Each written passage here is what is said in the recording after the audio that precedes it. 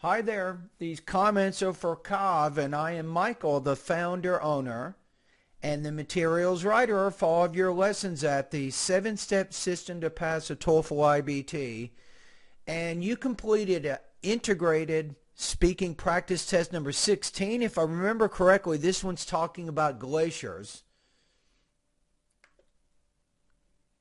The professor introduces the formation of glaciers, which are formed in polar regions and high mountains. According to the lecture, glaciers begin to form when remaining snow in a same place is accumulates to transform into ice. Yeah, is accumulated to and eventually transforms into ice.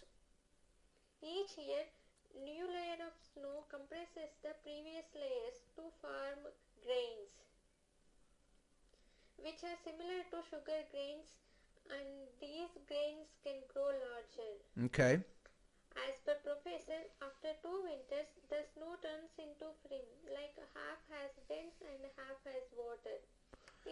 Half as dense as that of water, you should probably say It is there. called as intermediate state between snow and glacier ice. Right, that's a good definition. The same way, the large grain crystals become several inches in length and get heavy weight.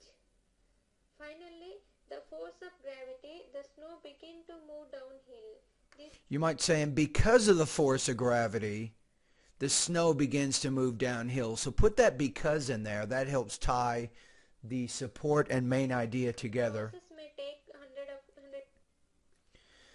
You know, this has got to be one of the best speaking responses you've ever done so far. Wow.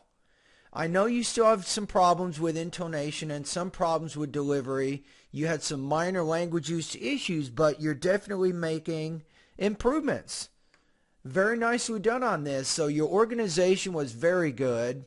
You had your topic statement in the beginning. You had your relevant supporting details from the lecture. You didn't leave out any important information. So very nicely done. I'm going to put you at 2.5 out of 4, 19 points out of 30 on this practice test. I'm now going to listen to your integrated speaking practice test number 12. The reading passage explains that how the low pressure center generates.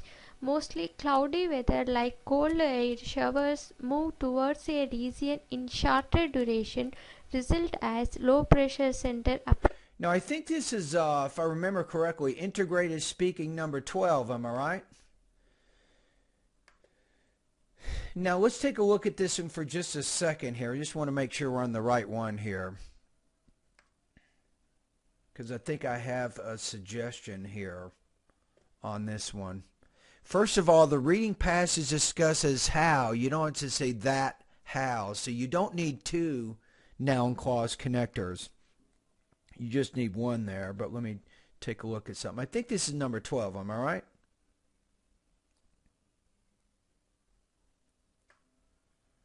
Okay, let's take a look, see which one this is. So we have listening, speaking.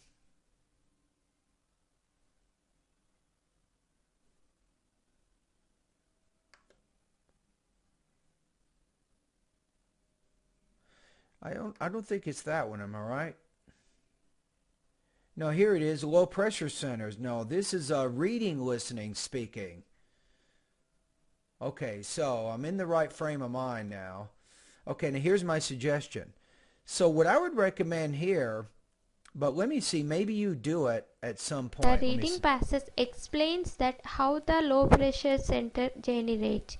Mostly cloudy weather like cold. Now let's say, and the listening passage gives an example to illustrate the concept. So the listening passage talks about blizzards, which is an example of a low pressure center during the winter time.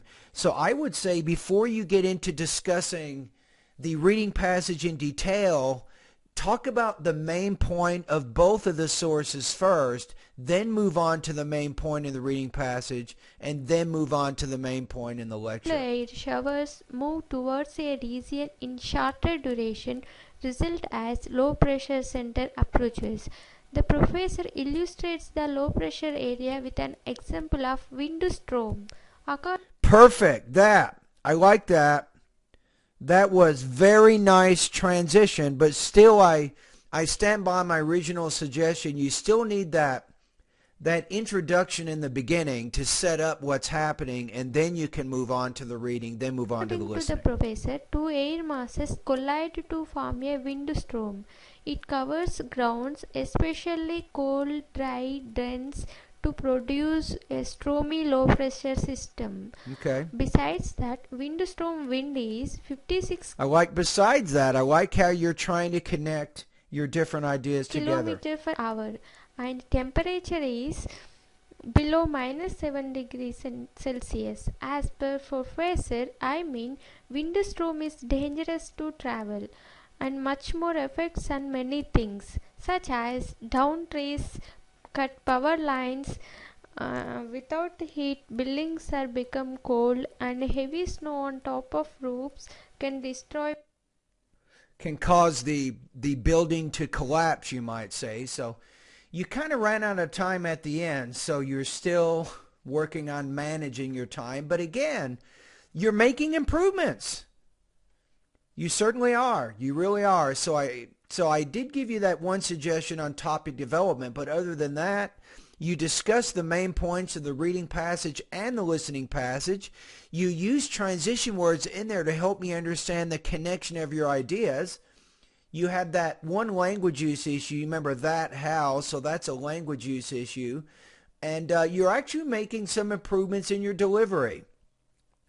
All right, so you're speaking a little bit more clearly. So keep up the good work there. So I definitely think that you're doing something better than what you did when I first met you, when you first started posting. So again, I'm going to put you around 2.5 out of 4, 19 points out of 30 on this practice test.